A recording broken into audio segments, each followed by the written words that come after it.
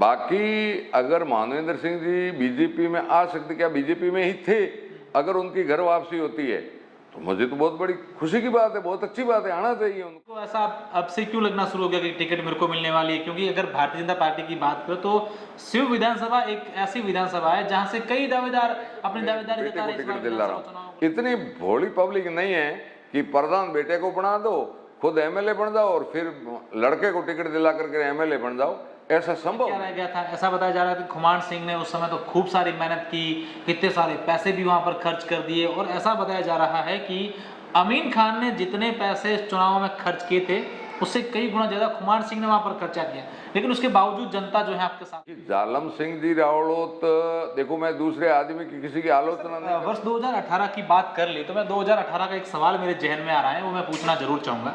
2018 में अमीन खान को 83,000 वोट मिलते हैं, आपको करीब 60,000 मिलते हैं, और वहां पर एक और भी चुनावी मैदान में थे उदाराम मेघवाल, वहां के पूर्व प्रधान भी थे और 50,000 वोट लेकर आए थे। ऐसा परसेप्शन है उस क्षेत्र में कि उदाराम मेघवाल ने वहां पर चुनाव लड़ा था, कहीं ना कहीं वो सारे के सारे कई सारे वोट जो थे वो खुमान सिंह के थे। सोचता कि बाहर के आदमी को स्थानीय लोगों ने चुनाव लड़ लिया और बाहर के आदमी को आकर के पार्टी उतार। नमस्कार दोस्तों, मैं हूं अशोक शेरा और आप देख रहे हैं नेताजी ऑनलाइन। और आज हमारे साथ एक ऐसी शख्सियत है जिन्होंने वर्ष 2018 में बाड़मेर जिले की उस विधानसभा क्षेत्र से चुनाव लड़ा था जो भारत और पाकिस्तान के अंतर्राष्ट्रीय बॉर्डर पर सटी हुई है। इतना ही नहीं, इनके जब चुनाव थे तब कैंपेनिंग करने के लिए उस समय वसुंधरा राजे सिंधिया खुद यहां पर आए थे। इसके अलावा खूब सारी बातें, और इन्हीं की विधानसभा क्षेत्र से जो वर्तमान में विधायक हैं अमीन खान, वो कांग्रेस के दिग्गज नेता हैं। अमीन खान को लेकर ऐसा कहा जाता है कि अमीन खान को वहां के कई सारे लोग हैं वो पसंद भी करते हैं। इनके विधानसभा क्षेत्र में जो है वहां पर मुस्लिम वोट भी है, राजपूत वोट भी है, SC ST के वोट भी हैं, और वहां पर ऐसा बताया जा रहा है कि मूल OBC के जहां वोट जिस तरफ जाते हैं वो पूरे के पूरे नेताओं की गणित बिगाड़ देते हैं। खुमान सिंह जी से बात की शुरुआत करेंगे, लेकिन उससे पहले खुमान सिंह जी से ये चाहेंगे कि सर कैसी तैयारी चल रही है इस बार विधानसभा चुनावों को लेकर? बिल्कुल, तैयारी बहुत अच्छी तरीके से चल रही है। अगर आप वोटों की बात करें तो मैं 96 में BSF से रिटायरमेंट होकर के आया हूँ। उस दिन मैंने भारतीय जनता पार्टी ज्वाइन की है। उस दिन से लेकर के आज दिन तक मैं सक्रिय रूप से इस राजनीति के क्षेत्र में काम कर रहा हूँ। छोटे मोटे मैंने 6 चुनाव लड़े हैं। 2 बार मैं सरपंच रहा हूँ, निर्विरोध सरपंच हमारी ग्राम पंचायत का। 2-3 बार मैं डेलीगेट रह चुका हूँ। 1 बार मैंने भारतीय जनता पार्टी के सिंबल पे चुनाव लड़ा है, उसमें हमारे को सफलता हालांकि नहीं मिली।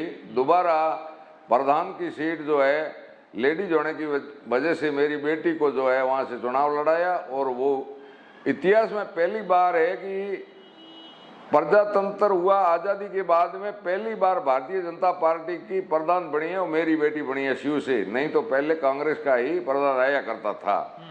तो पंचायत समिति में भी मेरी बेटी ने काम किया है, और मैंने विभिन्न दायित्वों का निर्वहन किया है। संगठन में भी मैं काफ़ी लंबे समय से जिला उपाध्यक्ष पे पद पे काम किया है।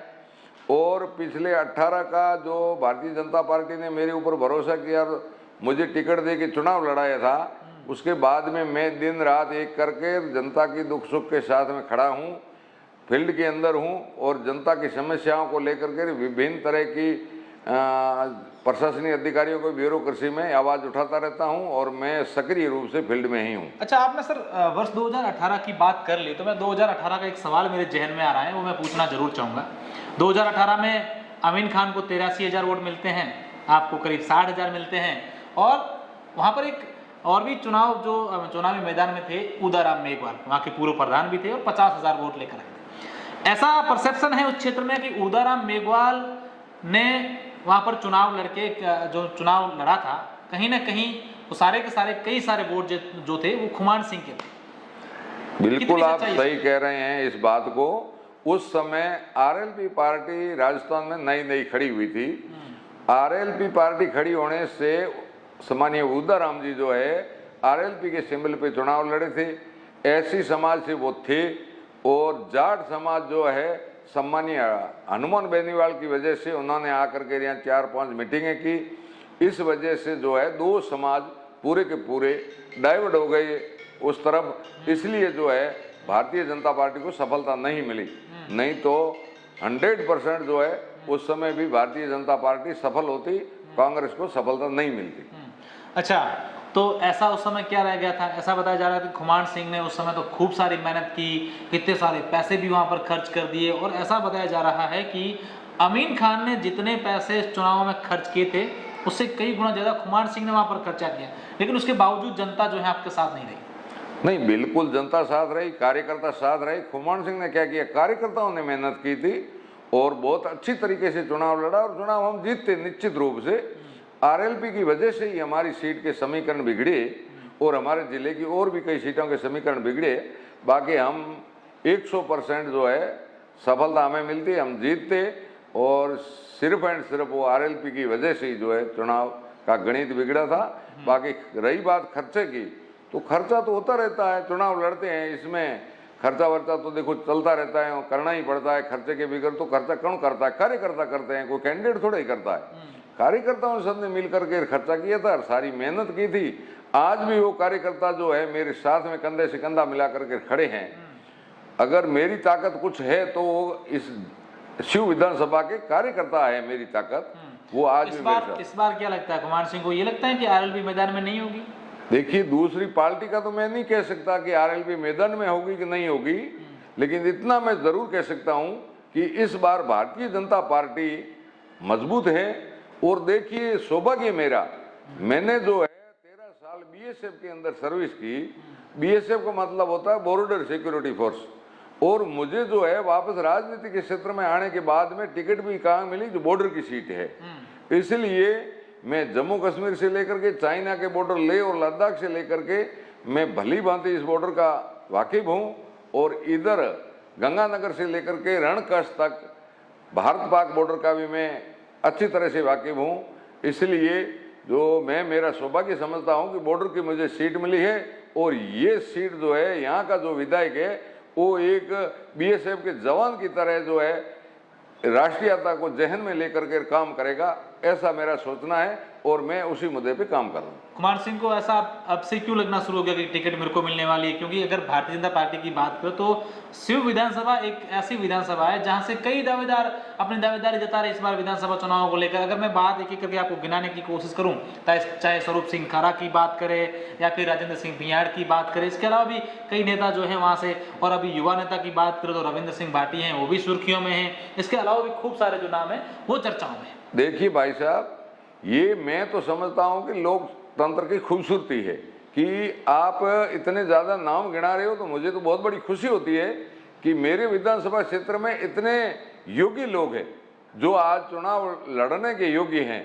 उसमें से मुझे तो इतना भरोसा है कि 18 में मुझे टिकट दी थी, 18 के बाद में मैं पूर्ण रूप से इस एरिया के अंदर प्रत्येक व्यक्ति के साथ में खड़ा हूँ, सुख दुख में साथ में खड़ा हूँ, और गरीब को गणेश मान करके काम कर रहा हूँ। तो मुझे तो पूर्ण रूप से विश्वास है कि भारतीय जनता पार्टी दोबारा मेरे ऊपर ही भरोसा जताएगी और हम शिव विधानसभा के अंदर कमल खिलाएंगे। वो सब जो दावेदार हैं उनके बलबूते पे हम कमल खिलाएंगे। हम सब एक होते हैं, और टिकट अलॉट होने से पहले दावेदारी करना, टिकट मांगना प्रत्येक व्यक्ति का अधिकार है, हक है। अच्छा, ये भी राजनीतिक गलियारों में चर्चाएं हैं कि जालम सिंह रावलोत यहाँ से पहले विधायक रह चुके हैं, वो भी अपने क्षेत्र में काफ़ी सक्रिय हैं और हर गांव गली जगह जाते हैं और लोगों से बातचीत भी करते हैं। क्या लगता है आपको? देखिए, जालम सिंह जी रावलोत, देखो मैं दूसरे आदमी की किसी की आलोचना नहीं करता, ना किसी के बखान करता। जालम सिंह जी यहाँ शिव से पूर्व में विधायक रह चुके हैं 3 से 8 के बीच में, और बाड़मेर जिले के 4 साल जिलाध्यक्ष भी रह चुके हैं। मेरे तो सम्मानीय हैं, और मेरे से मैं ये सीनियर तो नहीं मान सकता, लेकिन एमएलए रहे हैं, इस वजह से मेरे से सीनियर लीडर भी है। बाकी जब जालम सिंह जी यहाँ से चुनाव जीते थे तब जैसलमेर जिले की 22 ग्राम पंचायतें इस शिव विधानसभा के साथ में थी। वो 2008 के परिसमन में अलग हो गई है। अभी जो है जालम सिंह जी अगर पार्टी टिकट देती है तो मुझे तो सिर आंखा पे, मुझे तो कोई इतराज नहीं है, लेकिन मैं नहीं सोचता कि बाहर के आदमी को स्थानीय लोगों ने चुनाव लड़ लिया और बाहर के आदमी को आकर के पार्टी उतारे। फिर भी वो जो हमारा हाईकमान करेगा वो हमारे को मंजूर होगा। हम तो एक सिपाही हैं पार्टी के, जो हमारा हाईकमान जो फैसला करेगा वो हमारे को मंजूर होगा और हम सब लग करके जो उस कमल को जिताने में विश्वास रखते हैं। अच्छा, अभी चर्चाएं ये भी है कि मानवेंद्र सिंह जसोल हैं, वो भी भाजपा में आ सकते हैं, ऐसी कुछ बातें चल रही है आपके क्षेत्र में? देखिए, हमने देखो ये तो हमारी फौजी भाषा में कहते हैं ना, लंगर गजट तो बहुत सारा चलता रहता है, लेकिन ऐसी कोई ऑथेंटिक बात हमने तो नहीं सुनी है। बाकी अगर मानवेंद्र सिंह जी बीजेपी में आ सकते, क्या बीजेपी में ही थे, अगर उनकी घर वापसी होती है तो मुझे तो बहुत बड़ी खुशी की बात है, बहुत अच्छी बात है, आना चाहिए उनको, हम तो स्वागत करते हैं उनका। लेकिन आना नहीं आना ये हमारी अनुशासन समिति और हमारा हाईकमांड फैसला करता है। वो जो हमारे कमांडर होते हैं वो फैसला करते हैं, हम तो सिपाही हैं उनके। वो जो हमें आदेश मिलता है उसकी पालना करते हैं हम। ये ऊपर लोगों का जो है बैठे हैं, हमारे से उच्च अधिकारी बैठे हैं, उनका काम है। अच्छा। वो जो फैसला लेंगे। आपकी पार्टी की खूब सारी बातें हो गई, आपने जैसा आपको लगता है वैसे जवाब भी दे दिए। अब हम बात करते हैं, क्योंकि चुनावी मैदान में जब हो तो आपको आपके प्रतिद्वंदी के बारे में भी सोचना बहुत जरूरी होता है। आपके सामने अमीन खान चुनाव लड़े थे 2018 में और जीत भी गए। अगर इस बार की बात करें तो अमीन खान ये पैरवी कर रहे हैं कि इस बार मैं मेरे बेटे को चुनावी मैदान में लाऊंगा, उनको चुनावी मैदान में उतारूंगा। इसके अलावा कांग्रेस के कई और भी नेता हैं, वो भी तैयारी कर रहे हैं, चाहे फतेह खान की बात करें या फिर और भी कई नाम सामने आ रहे हैं। तो क्या लग रहा है खुमान सिंह को, क्या लग रहा है कि इस प्रकार की कांग्रेस की जो आपसी कलह है वो मेरे लिए फायदेमंद होगी? देखिए, 100% निश्चित तौर पे ये कामयाब होगी। आज से पहले, अब के जो ये चुनाव का माहौल बना है, इससे पहले शिव विधानसभा के अंदर कांग्रेस में अमीन खान में कांग्रेस था।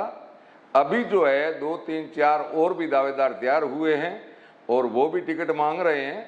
अमीन खान जी ने गडड़ा की, हमारे बॉर्डर की जो सीट थी प्रधान की ओबीसी की आई थी, तो अपने पोते को है प्रधान की सीट पे आसीन करवाया। और अभी जो है आप खुद 87 साल की उम्र दराज होने की वजह से वो फील्ड में घूम रहे हैं और कह रहे हैं कि मैं मेरे बेटे को टिकट दिला रहा हूँ। इतनी भोली पब्लिक नहीं है कि प्रधान बेटे को बना दो, खुद एमएलए बन जाओ और फिर लड़के को टिकट दिला करके एमएलए बन जाओ, ऐसा संभव नहीं। तो क्या लगता है आपको, क्या लगता है इस बार कुछ बड़ा उलटफेर होने वाला है? हो सकता है। देखो, दूसरे की पार्टी के बारे में तो हम नहीं कह सकते, चाहे अमीन खान को टिकट मिले या अन्य किसी को टिकट मिले, हम उनकी तरफ नहीं देखते, हम तो हमारी तरफ देखते हैं कि भारतीय जनता पार्टी को कैसे मजबूत करना है और हमारे इस क्षेत्र के अंदर कमल कैसे खिले, उसके ऊपर हम तो काम करते हैं, दिन रात एक करके काम कर रहे हैं। कांग्रेस ने देखो पिछले 4.25 साल होने जा रहे हैं, किसी तरह का कोई काम, मैं कह रहा हूँ आज़ादी के 75 साल बाद में कल्पना करिए आप कि मूलभूत सुविधाएं जो होती है, रोड, लाइट, पानी, सड़क, ये सारी चीज़ों के ऊपर भी काम नहीं किया है। आप देखिए मेरे विधानसभा क्षेत्र के अंदर द्राबा, बोई, ढगारी ऐसे गांव हैं जहां 30 किलोमीटर की परिधि में किसी आवागमन का रास्ता नहीं है, कोई नेटवर्क नहीं है। पूरे विधानसभा में 30% एरिया ऐसा है जहां कनेक्टिविटी नहीं है मोबाइल की। आज के ज़माने में ऐसा क्या संभव है? इन चीज़ों के ऊपर हमें तो जो है काम करना है और जनता की सेवा करनी है। इन्होंने जो है कांग्रेस वालों ने झूठे वादे किए, हमारे युवाओं को गुमराह किया, हमारे किसानों को गुमराह किया कि आपका संपूर्ण कर्ज माफ़ करेंगे, लेकिन वो नहीं हुआ। अब पब्लिक समझ चुकी है उन झूठे वादों को। अभी भी हमारे सम्मानीय मुख्यमंत्री जी वहाँ जयपुर में बैठ करके लॉलीपॉप पकड़ाने, पब्लिक इतनी भोली नहीं है कि 4.25 साल तो आपको चुप रहे, अपने विधायकों लेकर के 5 स्टार होटलों में घूमते रहे और आज 3 महीने वोटों को रहे और आप लोग वहाँ से जो है हमारी योजनाएं देखो, ये योजनाएं पिछले 4.25 साल में कहाँ गई थी। तो जनता समझ चुकी है और कांग्रेस का सूफड़ा साफ होने वाला है राजस्थान में और सबसे अधिक मतों में जो है यहाँ से हारेगी कांग्रेस शिव विधानसभा। अच्छा, मेरा अब आपका सवाल अगला ये है कि खुमान सिंह सोडा इस बार किन मुद्दों को लेकर के लोगों के बीच जाएंगे कि आप मेरे ये आपके लिए करूंगा इसलिए आप मेरे को वोट दीजिए? वो क्या मुख्य मुद्दे हैं खुमान सिंह के दिमाग में चल रहे हैं, जहन में चल रहे हैं कि ये काम जो है वो करने के लिए मैं अगर आता हूँ तो वो काम सबसे पहले करवाऊँ? देखिए भाई साहब, मेरे पास में तो मुद्दा देखो, मैं एक फौजी आदमी हूँ, मैं तो साफ एकदम ईमानदार और नेक आदमी हूँ और मैं समझता हूँ कि एक्समैन जो भी होता है फौज का वो ईमानदारी होता है, ईमानदारी के ऊपर काम करता है। उसके दिमाग के अंदर एक बात ज़रूर होती है कि राष्ट्रीयता का भाव उसके अंदर ज़रूर रहता है। तो मेरा तो यही रहेगा कि जो लोगों के अंदर यहाँ की मूलभूत सुविधा है, जैसे मैंने अभी गुनाई थी, कनेक्टिविटी नहीं होना, लोगों की रोड का अभाव होना, लोगों के पानी की समस्या होना, बहुत सारे मुद्दे हैं, चिकित्सा का अभाव होना। हमारे माननीय विधायक महोदय ने आदर्श CSC आया, वो अपने गांव देताणी में कराया, जहां उसका 1% भी औचित्य नहीं है, कोई तुक नहीं है। मॉडल स्कूल हमारे शिव का था, वो सारे कस्बा छोड़ करके नजरअंदाज करके अपने गांव में लगाया। ऐसा मैं नहीं करके, मैं गरीब को गणेश मान करके काम करने वाला हूं। आम गरीब को कैसे फायदा मिले, जरूरतमंद को कैसे फायदा मिले, अंतिम छोर पे बैठे हुए व्यक्ति का उदय कैसे हो, इसके ऊपर मैं काम करूं। अच्छा, मेरा अब आखिरी सवाल है, हम जब शिव विधानसभा क्षेत्र के लोगों से मिलते हैं और जो लोग बताते हैं आपके बारे में पूछते हैं, तो ये कहते हैं कि खुमान सिंह जो है वो एकदम सीधे आदमी हैं, भोले आदमी हैं, जो मन में आती है वो कह देते हैं, सरल स्वभाव के। लोगों की आपके प्रति ऐसी भावना, आपको खूब पसंद करते हैं, ऐसा आप में क्या है जो लोग जो जिसको पूछो वो आपको इस प्रकार से पसंद करते हैं कि वो ठीक आदमी है? वो तो मेरे को नहीं, फौजी आदमी मैं हूँ। फौजी आदमी, मैंने कहा नहीं कि फौजी आदमी होता है वो एकदम नेक ईमानदार आदमी होता है, और जो जहन में होता है अंदर कुछ नहीं रखना, जैसा अंदर है वैसा बाहर है, साफ सुथरा रहना, साफ कहना और सुखी रहना, इसी तरज पे मैं काम करता हूँ। और आगे भी मेरे अंतिम सांस तक मैं इसी तरज पे काम करूँगा। जातिवाद, धर्म, इन सब चीज़ों से ऊपर उठ करके साफ सुथरी राजनीति कैसी होती है, ऐसा मैं काम करना चाहता हूँ और करता आया हूँ और आगे भी करूँगा। इसका फायदा मिलने वाला है आपको विधानसभा चुनाव? 100% मिलेगा। आज जो प्रत्येक व्यक्ति है वो मेरे साथ में कंधे से कंधा मिला करके खड़ा है, ये मुझे बहुत बड़ी खुशी है। निश्चित रूप से। अब ये खुमान सिंह का दावा है कि इस बार विधानसभा चुनाव में जो हमारे क्षेत्र की जनता है वो मेरे साथ कंधे से कंधा मिलाकर खड़ी है। ये तो देखने वाली बात होगी कि वर्ष 2023 में भारतीय जनता पार्टी किसके हाथ में टिकट थमाती है और उसके बाद जनता किसके सर पर विधायक का ताज पहनाती है।